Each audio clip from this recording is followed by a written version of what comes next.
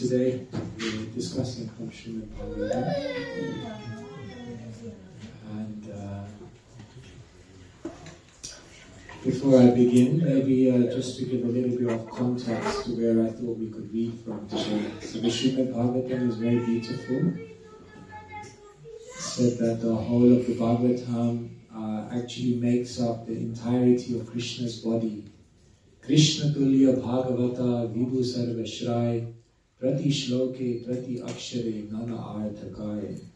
Kaviraj Goswami says that Bhagavatam and Krishna are tulya. There's no difference. They're completely the same. And just as Krishna is unlimited, Bhagavatam is also unlimited. Prati shloke, in every single verse.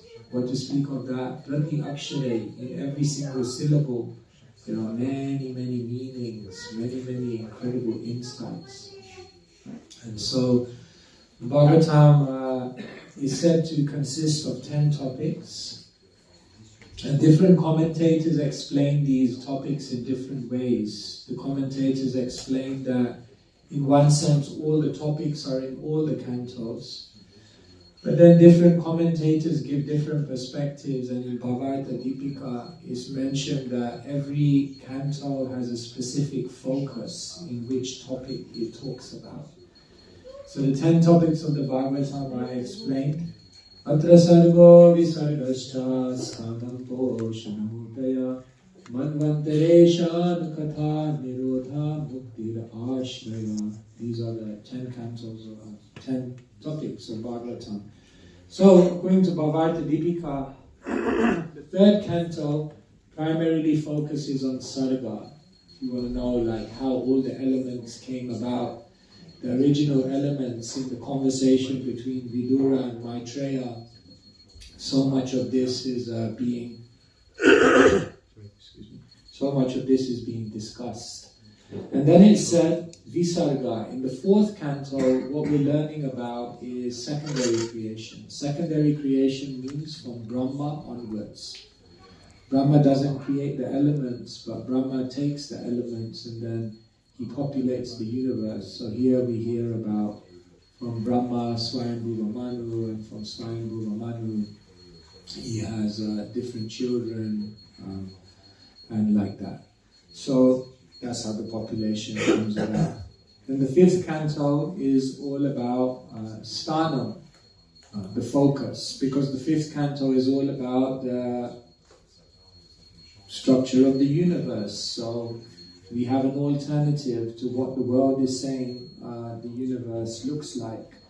And so the fifth canto describes all of that.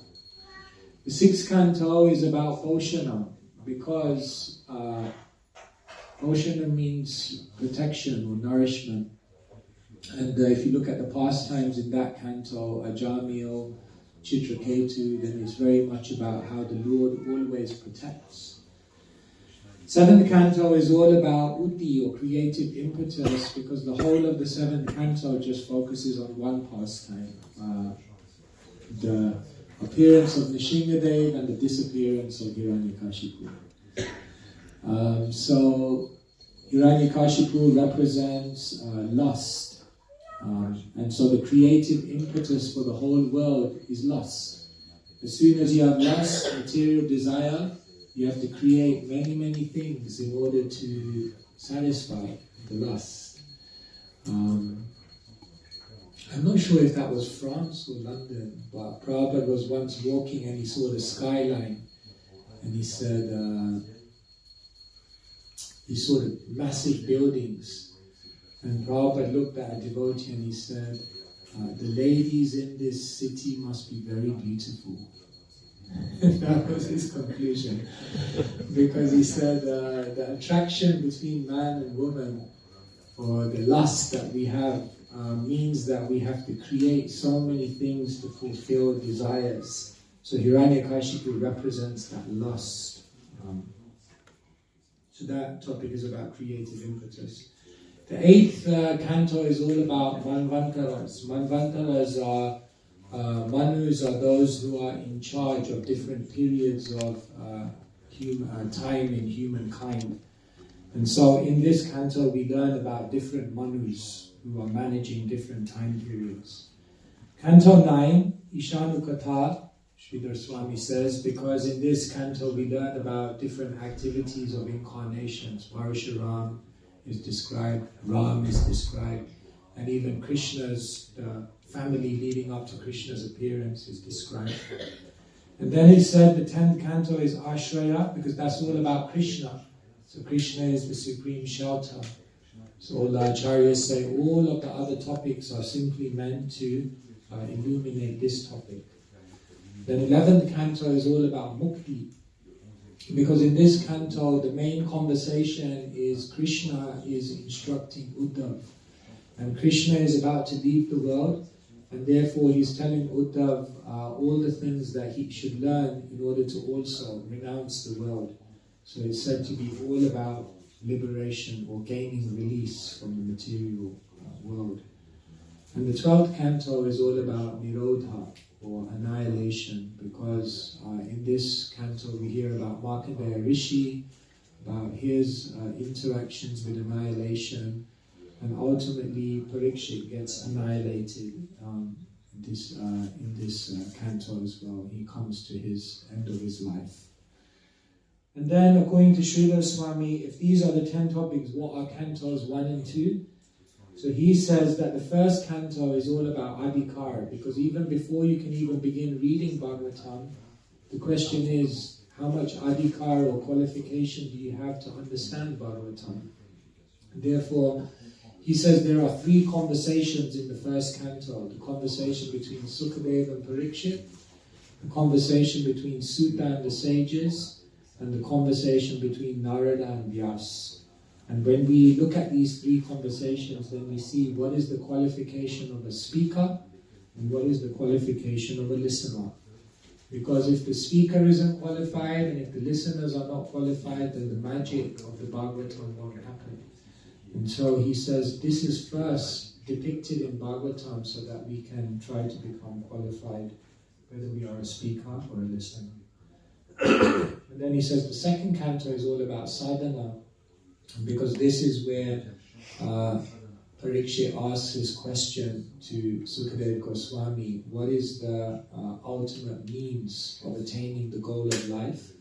And in answer, Sukadeva Goswami explains different means of yoga. Yoga means to connect. And then he explains that the ultimate yoga is bhakti yoga. And so in the second canto, the means of sadhana is explained.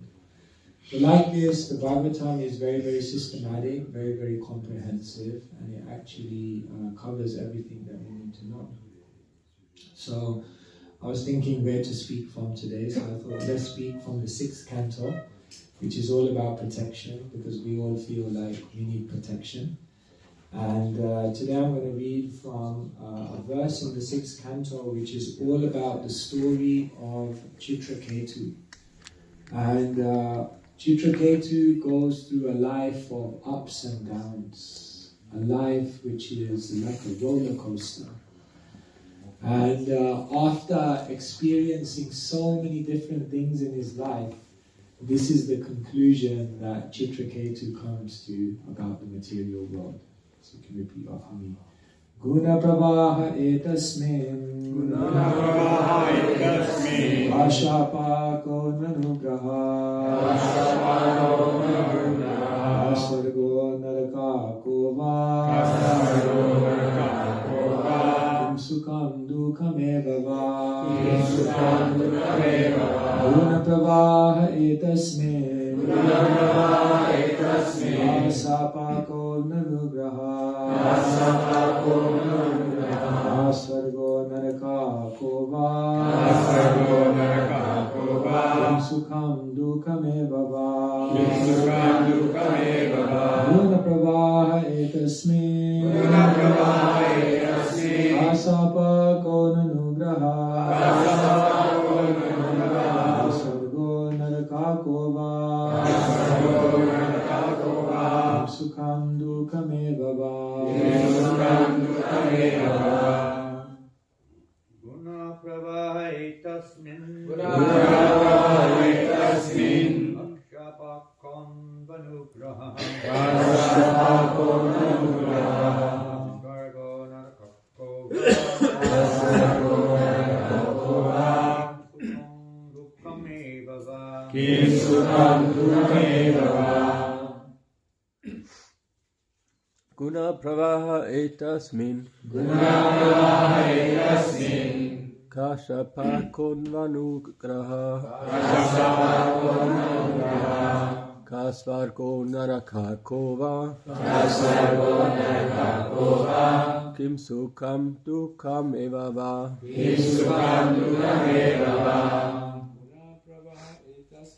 Guna pravaha etasmin.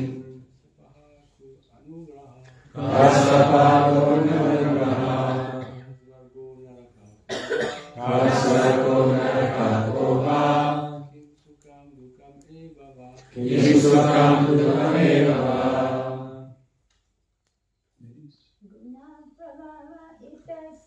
Guna pravaha etasmin. Kasvapago manugraha. Kasvargo narakakova. Yesukam dukam evava.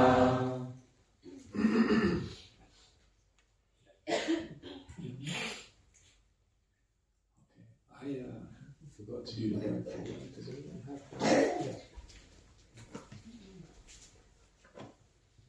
We just do the word for word. Guna pravahe, the current of the modes of material nature. Etasmin, this. Ka, what? Sapa, curse. Ka, what? Nu, indeed. Anugraha, favor. Ka, what? Swarga, elevation to the heavenly planets. Naraka, hell. Ka, what? Va, war. Kim, what? Sukham, happiness. Dukam, distress. Eva, indeed. Va, war. Translation and purport by His Divine Grace, Srila A.C. Bhagavan Swami Srila Prabhupada Ki Jai. Translation. The material world resembles the waves of a constantly flowing river. Therefore, what is a curse and what is a favor? What are the heavenly planets and what are the hellish planets? What is actually happiness and what is actually distress? Because the waves flow constantly, none of them has an eternal effect. It's a very powerful realization from Chitraketu. He's basically saying that we put a judgment on everything and everyone and all the situations and fortunes around us. But he says ultimately none of them have a permanent effect. And therefore one of the great arts of life is to learn not how to judge everything in the moment. Because life is like a constantly flowing river. And whatever we're experiencing anywhere along that river is just a moment in time. And this too shall pass. And so, Chitraketu, before I go to the purport, Chitraketu is actually the ideal person to have actually come out with this realization, because no one could have had a more roller coaster life than Chitraketu. The sixth canto of the Bhagavatam, before I go to the purport, just to give you context to the verse. The sixth canto of the Bhagavatam explains the story of Chitraketu. He was fabulously wealthy. He was prosperous in all ways. He had everything anyone could ever want. He had 10 million wives.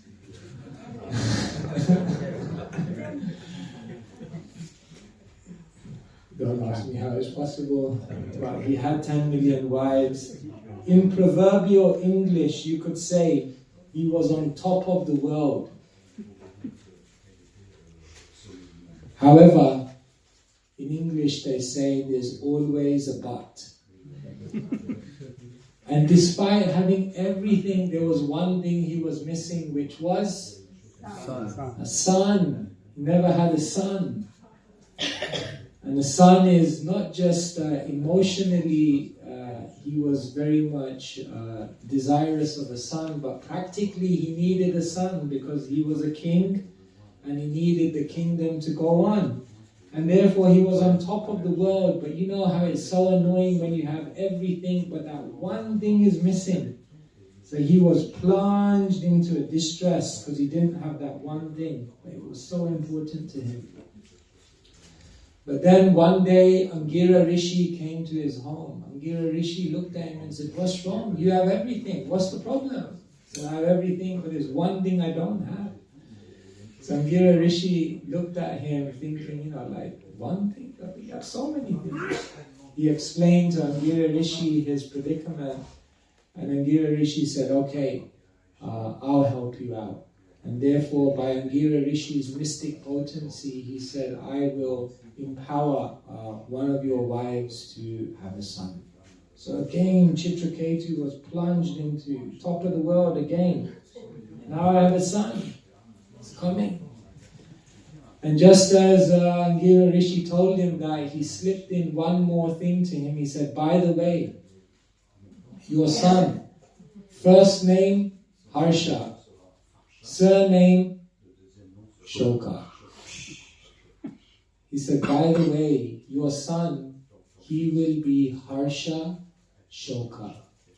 He will give you so much happiness, but the same son will give you so many troubles." He's thinking, my God, I thought it was all good. Now he's telling me my son's going to give me all trouble. So he was like plunged again down into distress. And then, you know how the mind is, even when there's something wrong, we just try to shut it out, pretend it's not going to happen, and just forget about it. And that's what Chitraketu did. He forgot about the Shoka bit. He just said, "No, I have a son, Harsha, let me go on with it." So his son was born, and everyone was so happy. His queen, Kritadyuti, was so happy. He was happy. And in the happiness of all of that, he forgot. The surname was Shoka, but he forgot that. And therefore, again, he was plunged into happiness again. Oh, life was great. But then, as the story goes, what happened is that the co-wives of Kritadyuti, the one queen who had a son, they became jealous, they became envious. They saw that she was getting more attention because she had given him the son that he had always wanted. And therefore, they schemed to poison the child. And therefore, one day they woke up and Chitraketu's only son, the son that he had desired for so many years, the son who had given him so much happiness, died. And therefore, he remembered Shoka. Okay, that's what Angira Rishi meant. And therefore, he was again plunged into distress. And then Angira Rishi arrived again, this time with Narad Muni. He said, "What's the problem?" Because every time I come here, there's always a problem. So Chitraketu said, "You gave me the son, but then the son was killed. The son was died." Angira Rishi said, "I told you, Harsha Shoka." But then Angira Rishi and Narada began to give him all kinds of transcendental knowledge, and all of this knowledge elevated his consciousness. He again got perspective on everything. Everything made sense again. They gave him a mantra and they said, "If you chant this mantra, it will elevate your consciousness. You will be in touch with the divine." And that's what he did. And they even empowered his dead son to come back to life and also teach him wisdom, which happened. So now Chitraketu had all this incredible wisdom. His mind was again pacified and he was again absolutely fine. He was in good consciousness, happy again with life. It's explained he got rulership over a planet, and then it said that one day he was walking and he came across Lord Shiva. And Lord Shiva, Vaishnavanam Yathasambhu, a great devotee, a great spiritualist, greatly accomplished in transcendental consciousness. But he saw Parvati sitting on the lap of Shiva. And so in one sense, the way it's described is not that he was thinking anything was wrong, but he kind of just laughed and smiled that, he's the greatest yogi, but his wife is on his lap, while all the people are there. So he kind of just laughed. And Parvati didn't take that very well, and therefore she cursed him. And she said, you will become a demon. And so again, plunged. You become a demon. He goes down again. And then the Bhagavatam explains in the next life he's reborn as Vitrasura. And as Vitrasura, many, many things happen, but eventually he has a fight with Indra. And when he's having this fight with Indra, he actually begins to offer very, very beautiful prayers. And he shows very, very high consciousness, spiritual consciousness, carrying on from his previous life. And therefore the Lord comes, and the Lord is very, very pleased with him. And the Lord again gives him more protection. So like this again. So can you begin to see why Chitraketu is the ideal person to come with this realization? Because basically his life was full of ups and downs. It was a complete roller coaster. But after seeing everything, his conclusion was, it's just a wave, it's just a river, it's just constantly changing. And therefore we don't actually know what is good and bad. Because the good turns into bad, the bad turns into good. It's all constantly in flux. And so this is very, very powerful realization that we can meditate on. So this is what Prabhupada says. Krishna wants us to give up all other engagements and surrender unto him. If we do so, where will the cause and effect of this material world be? There is nothing like cause and effect for the surrendered soul. Srila Vishwanath Chakravarti Thakur says in this regard that being put into this material world is like being thrown into a mine of salt. If one falls into a mine of salt, he tastes only salt wherever he goes. Similarly, this material world is full of miseries. The so-called temporary happiness of the world is also misery. But in ignorance, we cannot understand this. That is the actual position. When one comes to his senses, when he becomes Krishna conscious, he is no longer concerned with the various conditions of this material world. He is not concerned with happiness or distress, curses or favors, or heavenly or hellish planets. He sees no distinction between them. So Krishna explains the material world, Dukhalaya Mashashvatam, it's a place of misery. And therefore, in this world there will always be reversals. It's part of the design. However, the interesting thing is that Prabodhananda Saraswati, when he's talking about the material world, he says, Vishvam Purna Sukhayate. He says, everywhere I look in the world, I see only happiness. So how is that? Are they looking at the same world? They're looking at the same world, but they're looking at it with a different vision. And therefore, the idea is that when we try to exploit, enjoy, or control this world, then what will happen, or if we have that mentality, then what will happen is we will experience misery and frustration. But when we try to utilize, engage, and interact with this world, knowing it's part of Krishna's plan to ultimately awaken surrender within us, then we will see in all directions simply happiness. And therefore, Prabhupada says, for a surrendered soul, there's nothing like cause and effect. There's nothing like good and bad. They only see opportunity everywhere. So the nature of this world is that Krishna wants to extricate us from the world. Just like It's very beautiful now. There are so many flowers. Thank you, Bhagavan, for this incredible service. But I'm sure you have to also do a lot of weeding. And when you have a weed and you need to pull it out, then sometimes the weeds are so deep-rooted that if you just try to pull it out, you can end up pulling your back. So the general way in which you pull out a weed is you go like this. You kind of shake it. You shake it, and then boom, then it comes out. So we're kind of rooted in the material world like a weed. And Krishna is trying to pull us out. But we're so deep-rooted that it's very difficult. So Krishna does this. Basically what he does in our life is he goes like this. It's just constantly up and down, up and down, up and down. Boom. And this is Krishna's way of actually taking us out of the whole thing.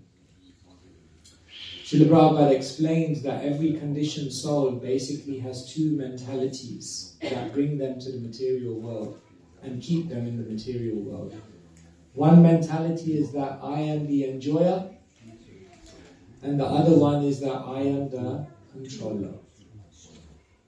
Therefore, the material world is designed in such a way to constantly frustrate anyone who wants to become the enjoyer and become the controller.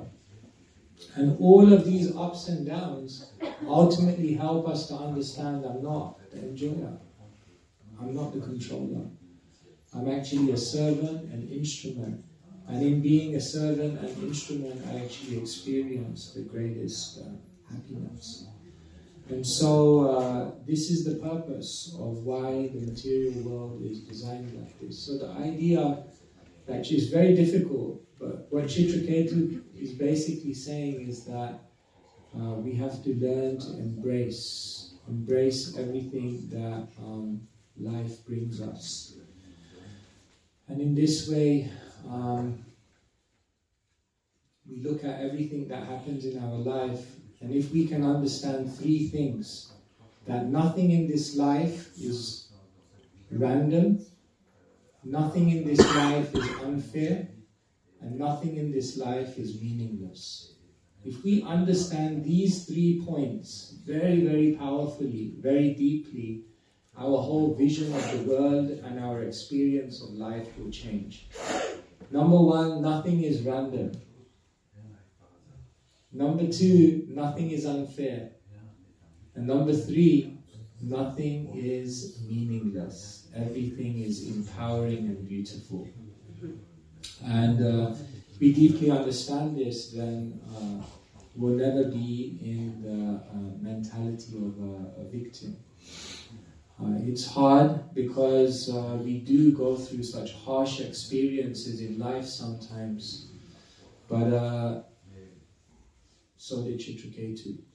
I mean, he went through a real roller coaster, and this was his mature realization.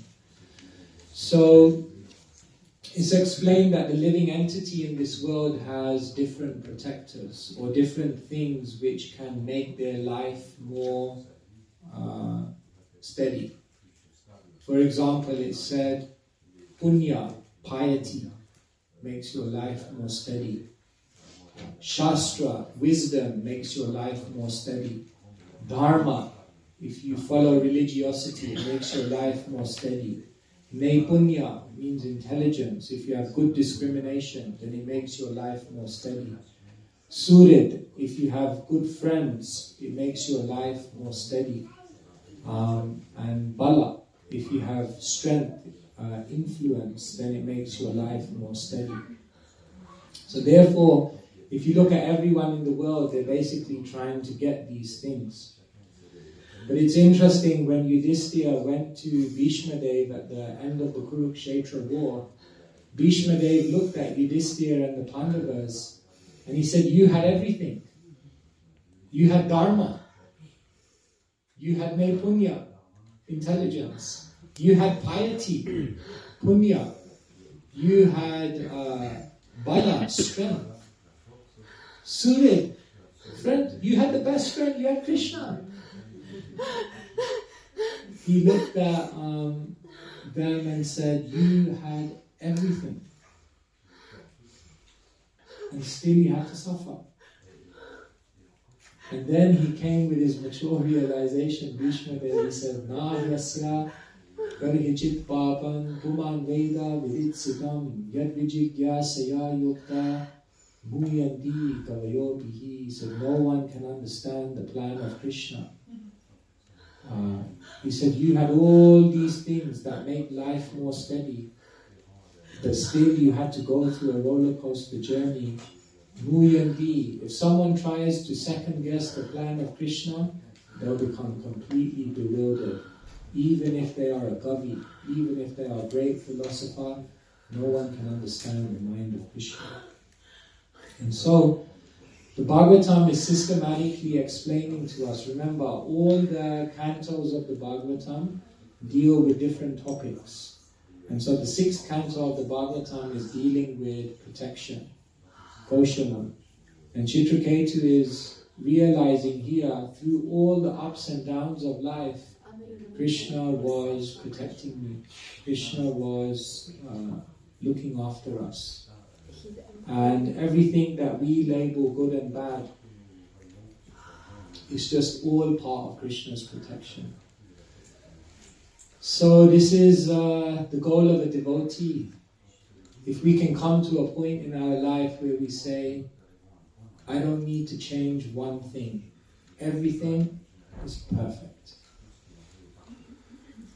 If we can come to that point and say it from the depths of our heart, it means that one has extremely deep realization that Krishna is looking over everything, and whatever is happening is just part of the river of the material world, just the waves. Can't take it too seriously. So gradually, this is the only kind of consciousness that will bring us comfort in our life. We try to find comfort in life in different ways. But there's no comfort in this material world apart from the comfort of actually being Krishna conscious. Therefore, some people think they're comfortable in material life, so Krishna sends them challenges. And then what happens is they realize, my God, it doesn't work in the material world, so then they take up spiritual life. But the interesting thing is, sometimes we can even become comfortable in spiritual life. It's not to say we shouldn't have a steady situation in our spiritual journey. We should have proper ashram, proper varna, proper security. But even the situation we create for our material spiritual life, even finding comfort in the externals of that, ultimately all of that will also disappear. So even when we're in spiritual life, Krishna also sends more problems. Because basically when Krishna sends us more and more problems, he's actually pushing us to the highest level of comfort. By sending more and more difficulties, Krishna is actually trying to divert us towards the ultimate comfort. And the ultimate comfort is to realize what Chitraketu realized. Otherwise, no matter how much we try to deal with this world, it won't work. And so Krishna wants us to be comfortable. He doesn't want us to be uncomfortable. But sometimes Krishna sends us discomfort because he wants us to be comfortable in Krishna consciousness. And this is the whole purpose. This is the whole purpose of the material world. So like this, the Bhagavatam, step by step, is guiding us into this very elevated consciousness. And this is why it's so powerful to read the Bhagavatam, because it helps to bring everything back into perspective. Alright, Hare Krishna. Let me stop here and see whether anyone may have any questions or comments. Yes.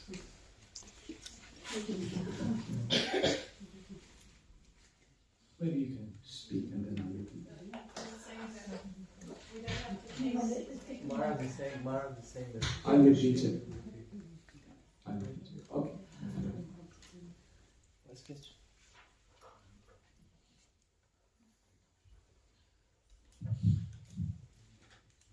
Thank you, Maharaj. So you were saying that we have to understand that nothing needs to change in my life, and nothing is unfair, nothing is meaningless. And so I've been wondering for a while how, like, when you understand that and that Krishna is in control and makes the plans, and we just have to kind of follow.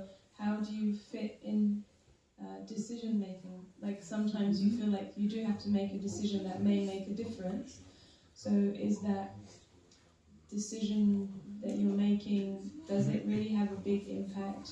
Because in a sense, yes, but in another sense, if Krishna's orchestrating everything, maybe it's not really your decision, but your life will go the way it needs to go anyway. I don't know if that makes sense. Yeah. We can say everything is Krishna's plan only after we've done everything we can in our power. Does that make sense? In other words, detachment in Krishna consciousness comes after you've made your endeavor and effort. Then we become detached. If you become detached before the effort and endeavor, it's a bit of a problem. Like if a student goes into an exam and says, now I'm fully, no revision. Now I'm fully surrendered, Krishna. It's up to you. Never did any revision. Well, Krishna, no, it's you. I'm fully surrendered to you. It's up to you now. Therefore, Krishna says, Karmanyeva adhikara stay. You must do your duty, you must endeavor, you must put effort, you must put your best intelligence, your best discrimination. So when you need to make a decision, consult Guru Sadhu Shastra, think deeply about it, pray to Krishna. And then when all is said and done, you make a decision. And because you made the decision with the right sincerity and intent and right effort, you can be sure that whatever comes from that decision, Krishna's got your back. Krishna will take care. And therefore, a devotee can go to bed peacefully at night, not worrying about their decisions, as long as they know that they made the decision with the right sincerity. Krishna is Bhavagrahi Janardana. So he's looking at one's sincerity and intent. So if we've done everything on our part and we make a decision, Krishna will make it the right decision, whether it's this way or that way. So more important than making the right decision is going through the right decision-making process. Because then we can be sure that Krishna becomes active to do his part. Does that make sense? Yes.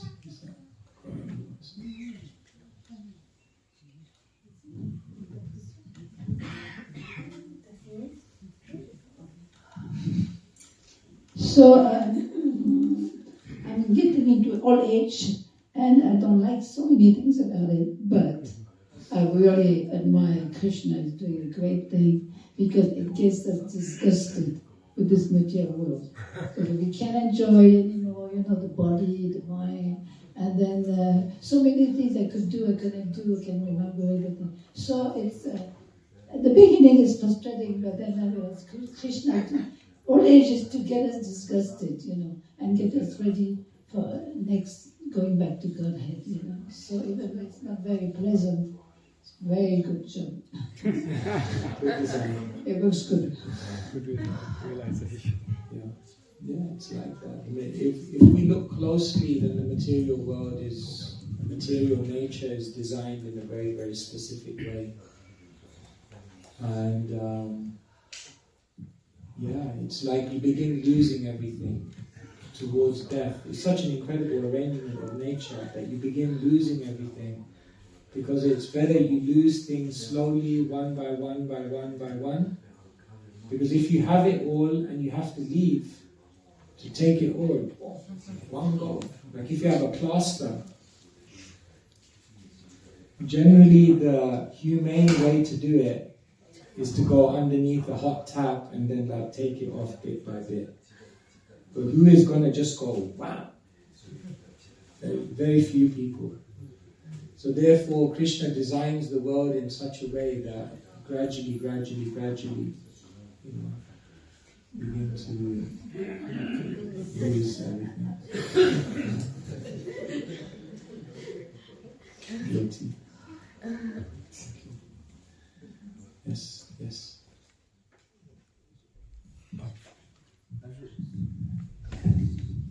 Very much, Maharaj. I just wanted to, I have this remembrance, just following the vein of Maharaj yesterday when he spoke how we have to change our vision of the world. I like to go to this from Bhaktisiddhanta Sarasvati, when he explained that everything, actually the soul has to go to the understanding that everything exists in this material world to give ecstatic pleasure to the Supreme Lord. So I think it's very interesting, this comment, because eventually we come to realize that, actually we are supposed to go to a place where it's like this. Everything exists, nothing exists for our pleasure, everything exists for the pleasure of the Lord. So I think it was...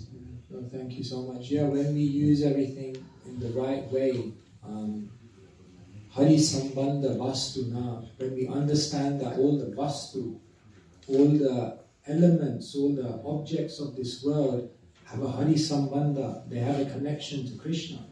And when we use it in that way, then actually we're, Rupa Goswami says, renounced, and then we live happily in this world. Therefore, if you try to enjoy this world, then the world will be dukkhalayam, full of misery. But if you use everything in this world to serve, then it will be Vishwambhurana Sukhayate. Everywhere you'll always see an opportunity to serve. No disappointment. It's interesting, the 5th canto of the Bhagavatam uses a word for the material body. Ashanapi kleshada, ashadeha. The word used in the 5th canto for the material body is kleshada. It's very interesting Sanskrit. Da means to give, and klesha means misery. So the name for the material body in the 5th canto is that which gives you misery. But the interesting thing is, 2 cantos later, in the 7th canto, the way Prahlad calls the body is he says the body is arthada. Komara achirit pragyo dharman bhagavataniha durlabam manusham janma tad apyat dhruvam arthadam. So arthada is another word used for the body. So da means to give, and arthada means that which gives you the greatest benefit. So the Bhagavatam uses 2 words for the body, kleshada, arthada. That which gives you misery, that which gives you the greatest benefit. Which one is it? Depends on how you use the body. If you try to exploit the body, enjoy the body, utilize the body in the wrong way, then it's just going to give you misery. If you utilize this body to serve, to become realized, you use all the challenges of this body and you digest it through transcendental knowledge, the body actually gives you the greatest benefit because it allows you to become Krishna conscious. Yes, whatever we use, if we use it for the pleasure of Krishna, then it becomes very beautiful. But the moment it's disconnected, then we're headed for trouble.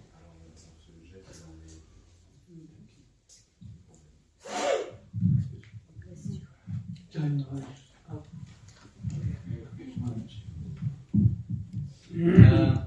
the 1st canto, in the prayers of Queen Kunti, she's praying for misery, suffering. Is that right? Should we also pray like that?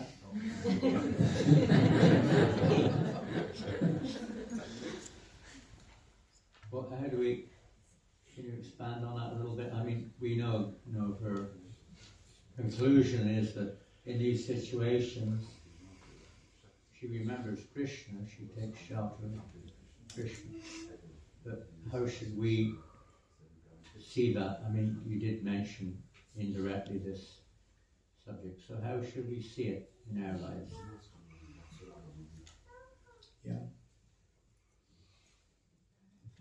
One way we could see Queen Kunti's prayer is it's actually an exhibition of her humility. That she's saying that if Krishna, if I get comfortable, if everything is beautiful, if there's no problems, then I'll forget you, Krishna. Therefore, keep sending me problems. So, yeah, I mean, we are, anyway, I'm not there. I don't know, I've never gone in front of Krishna praying for miseries. I've never tried that. I've never tried that one. But I think in Kunti's situation, it's a sign of her deep humility. I mean, she went through so much. There's no one in the Bhagavatam who perhaps went more than what she went through. She saw the death of so many people. It's like,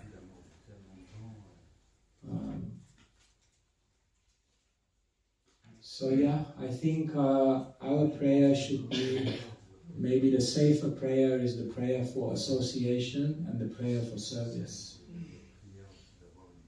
May we pray for association and service, and in that way stay fixed in Krishna consciousness. I don't know. What do you see? There's an element there that she's fearing that in the, to give an example, the devotees in Russia, when it was USSR,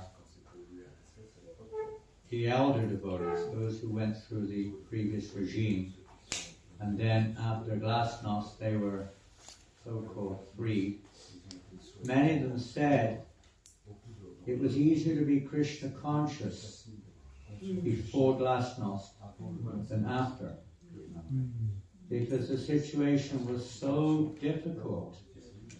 They really had to take shelter of Krishna, isn't it? Is there an element of that maybe in Queen Kunti's consciousness that maybe I'll forget you now that things are okay? Yeah. You know? It's kind of like Haridas Thakur in the prison, where he kind of makes everyone Krishna conscious, and then they fall in love with him. They're like all in prison, but they're all ecstatic. And then they ask Haridas Thakur for a benediction, and he said, "Remain as you are." Remain as you are. Stay in prison my whole life. He said, but the point is that you're in prison. You may be in prison, but at least you're Krishna conscious. You get released, anything could happen. So better you just remain as you are. That seems to be the main point. Yeah. Queen Kunti's, whether it's happy or distressed, The the main thing is to remember Krishna, to take shelter of Krishna. The real shelter. That's the real comfort. That's the real. So you get, even Chitraketu, a few verses before this one is the most famous verse, isn't it? You know that verse very well. Narayana very highly, very important verse. No matter whether heaven or hell, the devotee doesn't mind. As long as we can remember Krishna, as long as we can take shelter in Narayana shelter of Krishna is the essence. So in all situations, in one sense she's teaching us, because we, inevitably, let's face it, especially this day and age, all undergoing various challenges, whether they're philosophical problems or interrelationship problems or problems of the so-called institutional problems or world problems or health problems or mental problems. The list is quite long, isn't it? Yeah. Family problems, problems with your car, there's no end to it. Your teeth, focus on it, he needs prayers. He's just gone to the dentist. He has a big tooth which has to be extracted, causing him pain. There's no end of misery in this world. No end of it. The list is very long. But again and again we see it's always coming back to that point, whether it's the demons coming into Vrindavan to try to kill Krishna. What do the devotees do? What do they do? Do they start, getting their guns out and try to shoot the demon? They may try a little bit, but, ultimately nothing can protect you except for Krishna. Taking shelter of Krishna. Isn't that what we're being taught in our lives? And when you said earlier, as you get older, Krishna takes everything away, even your memory, isn't it? Yes. You often, it's up to Krishna. But we lose your health, everything will be taken away if you're seen separately from Krishna. Isn't that the design of the Lord? But it's a plan so that we can realize that there is no other shelter other than Krishna. Really. You can't solve it otherwise. Spend our whole lives.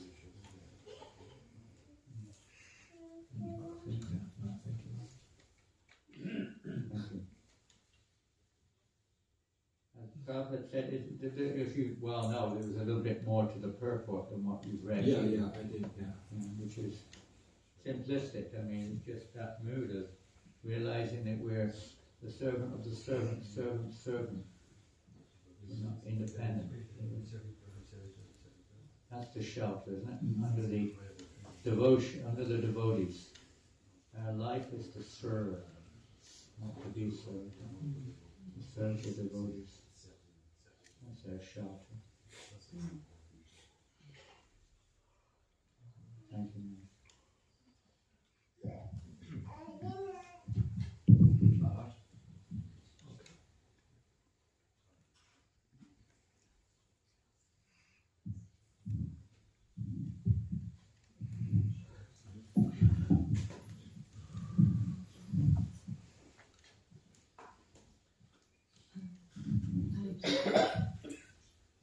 What about a situation where we got plenty of misery, the bag of misery, because of misusing our body, mind, intelligence? We learned maybe our lesson, more or less, let's say, and we accepted this situation. But on the way, by doing this, misusing the body and so on, we hurt people around us, on our side, and they are still suffering of that. So how can we, feel better ourselves to have been the cause of this situation and maybe help them if possible? So we've done many things, and sufferings to ourselves, we can accept it, that I have to suffer now because I did this. But then other people suffer because of us. So how do we process that? Of course, Vaishnavas are always in the mood of asking for forgiveness. Even Srila Prabhupada showed that example in his final days. When some of his godbrothers came, then Prabhupada in all his humility also was demonstrating that we should request forgiveness. So he said, forgive me if I, in the process of spreading the Krishna consciousness movement, I acted in... Of course they said, no, there cannot be any offense. But still Prabhupada showed the mood that a devotee is trying to... We need to try to get through this world without having any negativity towards us and any negativity towards anyone else. This actually blocks the flow of bhakti. Therefore, Yudhishthira was known as Ajata Shatru, he whose enemy was never born. In other words, he never held that animosity towards anyone, and he acted in such a way that nobody could hold animosity towards him. So this is very, very, very needed, that we have to try. And like I was mentioning yesterday, Vaishnavas are generally very forgiving. So if they see that we are repentant and that we've changed, then generally they will be open and kind. So yeah, I guess this is all we can do. Number one, we have to learn and change from whatever mistakes and difficulties we caused others. And then we have to pray for forgiveness and try to serve those Vaishnavas and help them in their life. By the time it comes to the time we're leaving this body, we should have no bitterness towards anyone. And ideally, nobody should have any bitterness towards you. And then the path is clear. He said, for example, that Dhritarashtra, although he went to the north, he left everything behind, he detached, he fixed his mind on the absolute truth. I think in the commentary, Vishwanath Chakravarti Thakur says, I think it's Vishwanath Chakravarti Thakur, he says, Dhritarashtra attained perfection, but he never attained pure love for Krishna. And he said that there was one reason that Dhritarashtra didn't. And he said it's because Dhritarashtra still had some anger towards Bhima. He's still in his heart. Everything else he dealt with, but with Bhima, he couldn't. In his heart, he still felt, no, Bhima killed my son. And because of that little bit of negativity, the Acharyas say his heart was not fully open to accept for the flow of love. So it's a big thing in the world today. We hold so much feelings against those around us, and it's very dangerous to develop in bhakti. That's why maybe the Goswamis will reside alone. That's why Rupa Goswami resides alone. Yeah. As soon as there is many persons and threefold comes.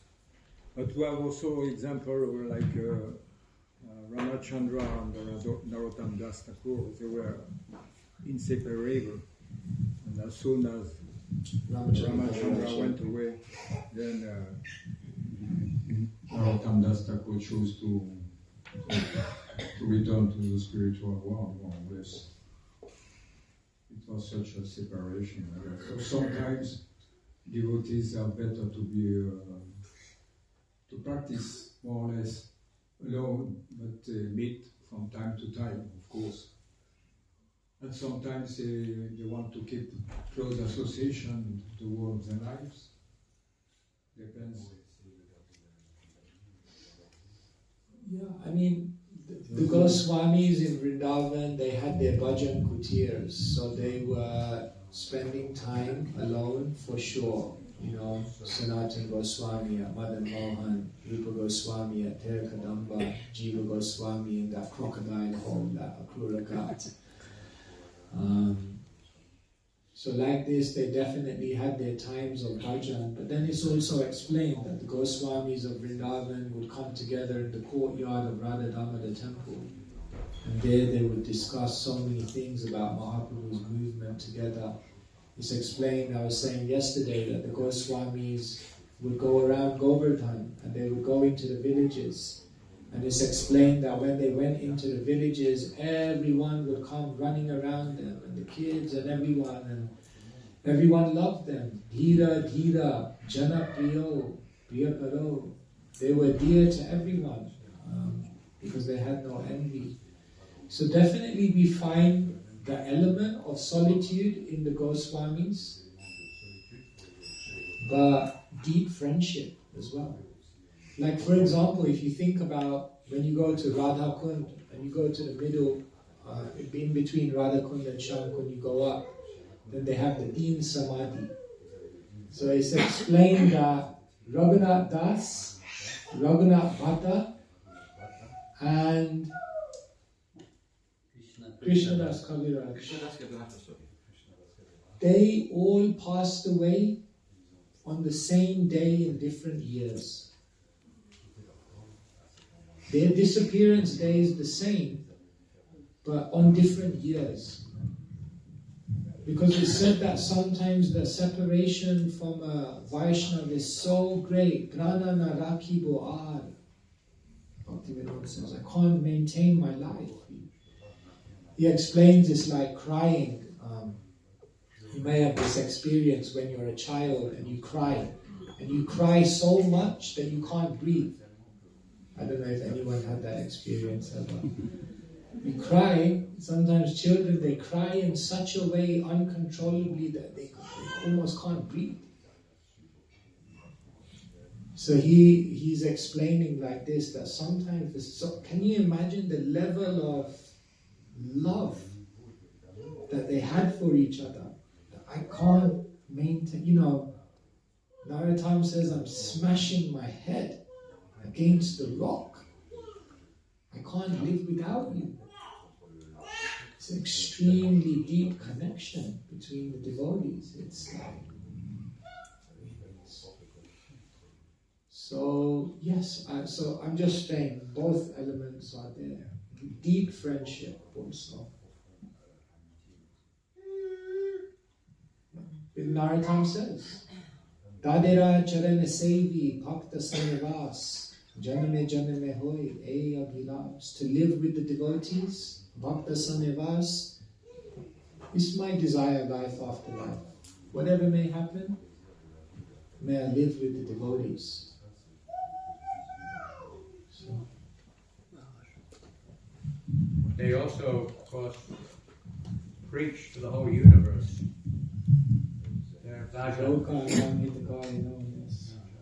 Their literatures,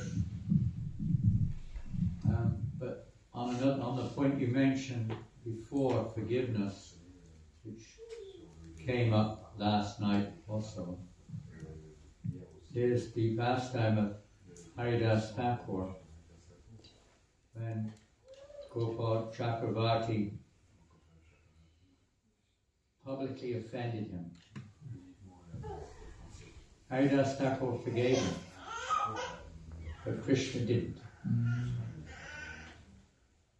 He had to suffer. And it explained the reason why. Because it was public.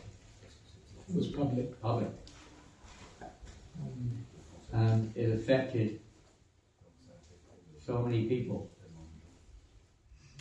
You mentioned the danger just now.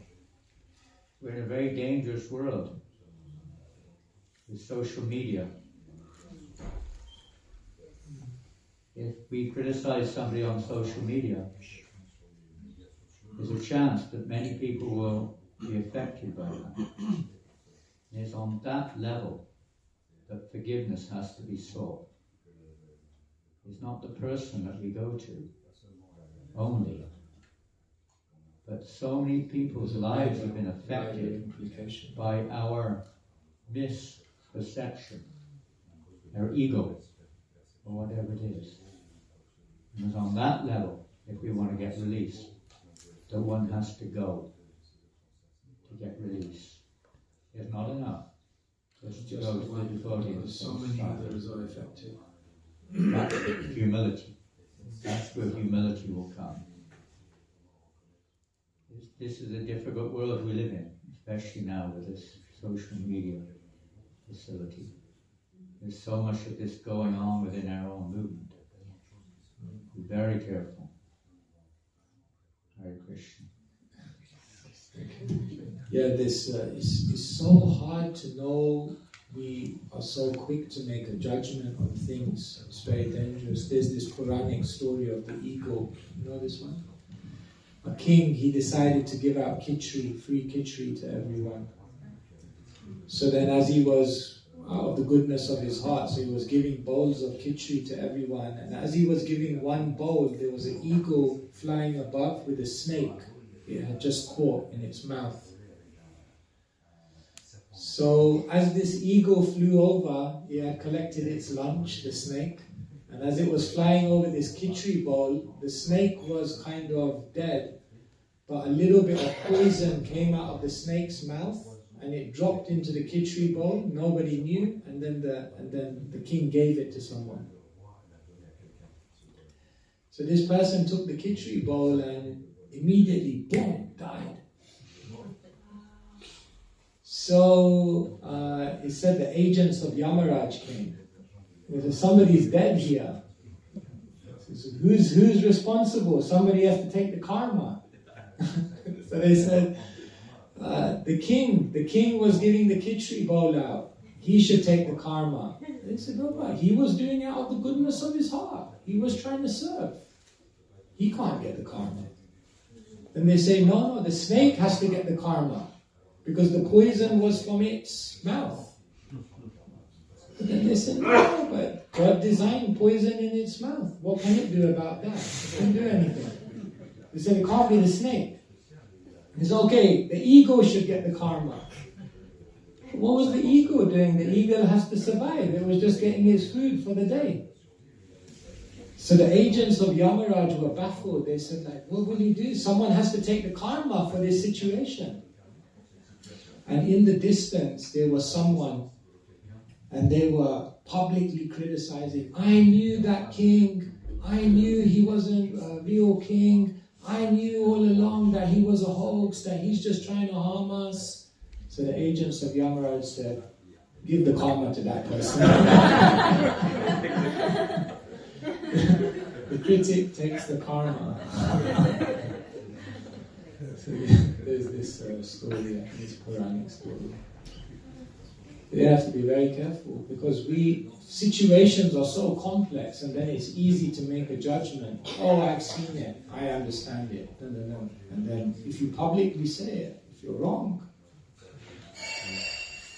you could, as you mentioned, implicate so many people. So, maybe we can continue. yeah, we have to end here. Thank you so much. Congratulations, Bhagavan ki jai.